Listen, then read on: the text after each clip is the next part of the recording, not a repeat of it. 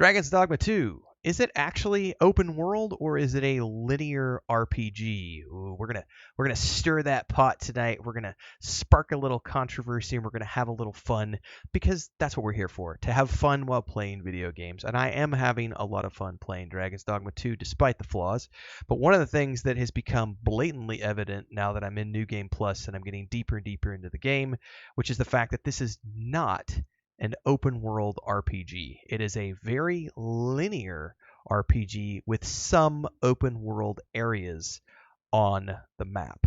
So what do I mean? What are we talking about here? When we talk open world, most of the times we're thinking about games like Red Dead Redemption 2, Zelda Breath of the Wild, Ghost of Tsushima as an example, The Witcher 3, games where you can look out into the distance and go anywhere that you want to go with no restrictions other than perhaps some mountains that you can't get past, right? Otherwise, big, huge open world, you can go anywhere. That is not the case in Dragon's Dogma 2. Now, don't get me wrong, it's still fun to play, and there are some areas where you can go have open spaces. But what I want to do is I want to take you into the map here, actually, and look at this, because this is I'm in New Game Plus now, and what you can see here is when you first start playing this game and this map is all covered in a fog of war, it feels like it might be quite large.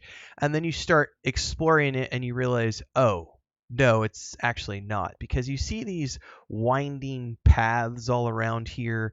These are roads. And while not everything that you see on here, so for example, if you go into the caves, there are things that are not mapped out. So here's an example. Right here, if you go into this part of the cave, you'll go through over to this side, the ancestral chamber, and that's a linking part. You can also find one down here by where the mystic archer trainer was. Yeah, this one right here, where you can go into this grotto, and that will lead you through to the other side here. So there are some areas where you can go that aren't specifically listed on the map. But what you see here, generally speaking, this is the entirety of the game. And the linear nature of this becomes really, really, really evident when you start getting out in some of these areas where, as an example, you can see the center marker here, and around here, you see all these. There's like a giant oval, if that makes sense, is around this mountaintop. None of that is explorable. That's dead space. It's pretty to look at, but you can't go there. That's not open world. You can only go along the paths that surround this area. And you can go up here and find a mine, and you can go into the mine, and the mine kind of goes into and under here a little bit, but not the whole thing. And all of these waterways are blocked off because of the RP purpose of the brine. And so you have to find bridges and stuff. And then if you look at this, like, for example, this is all just open water. And then, of course, here down in Batal, you've got all this stuff that you can go explore. But otherwise, all of this out here, we're looking at lots and lots and lots and lots of dead space where you can't actually go. It's just sort of backdrop that you can look at and see, but you can't explore there. So at face value, it might seem like it's quite large and quite open, but it's not really an open world game, which kind of confused me, because if you go to Google and look at what some of these places are talking about, you see, Games Radar has an article talking about how that's an open world RPG. Here's a YouTube video from IGN talking about how it's a big, awesome open world game. Some other YouTuber talking about how Dragon's Dogma does open world right and wrong. You can scroll down here, you'll find more people talking about Dragon's Dogma being an open world RPG, and the reality is that it's just not. And it's funny because we've been doing 2 streams recently, Ghost of Tsushima, which is a few years old at this point, but I'm playing it for the first time. And then, of course, I'm doing Dragon's Dogma 2, and I'm sort of wrapping up with everything I needed to get done for this game. And the comparisons, like as soon as I go play Ghost of Tsushima, and it's like huge wide open landscapes where I can jump on my mount and just ride forever and ever and ever and ever and ever, and everything I see I can go to and explore. That's not the case here. So we start to see it sort of fall apart a little bit, and I kind of want to go out into the wilds now and show you what I'm talking about, as opposed to just looking at the map. So we're gonna go outside here. Get over there. Go! Let's go! Where's the exit here? Yeah, we're going the right way. We're going to go around and to the right. We're going to go up here and take a look. These writings could now, be of import. Again, this doesn't have any impact on whether or not the game is fun. I am having a great time. It's funny how the people you can so easily trigger and farm for outrage on YouTube, because they will immediately take any critique that you give against the game and immediately say that you're bashing the game, or that you're somehow not having fun, and that's not the case. You can absolutely critique the things you're having fun with. So let's don't jump off there. So I want to look. It's kind of hard to get a view from here. Let's back out here. So you can see like the mountains here. Like you can't really go up and explore any of those. You're sort of bound to the path once you get deeper into some of these areas. Slow your feet. You run too fast for the likes of me. Oh, just keep up, Sarah. Don't be such a whiny bitch. So we'll go out here a little bit and explore, and you can see some of this is like, this is an open area, but you'll also notice that it's very linear in the sense that the paths will take you through these gorges and everything. And this is a really good example. We're going to come down in here into this area.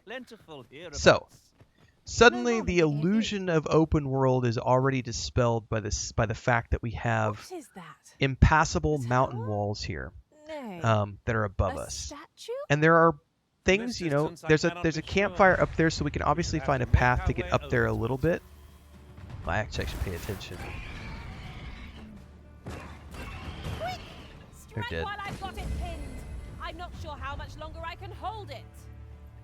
But it gets more evident the deeper and deeper you get into the game that the actual exploration parts are sort of limited to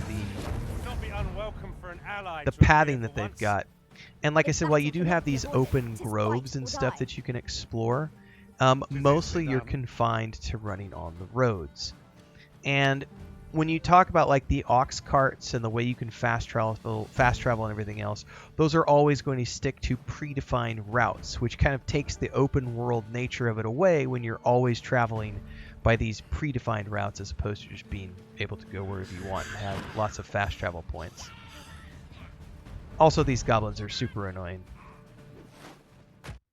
Quick commercial break, everyone, to celebrate and give thanks to all of these amazing people who keep me on the air full time. Really appreciate the support.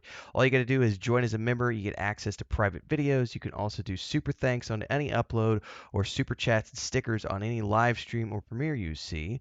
And beyond that, don't forget we're multi-streaming over on Twitch now, so you can support over there as well. Thanks so much to everybody. Let's get back to the video at hand. Let's run away from them if we can. Okay, there's something else I wanted to point out here, which we're going to look at here in a second. So, all right, we got to take care of this guy. All right, we're good. All right, so if we look at the map here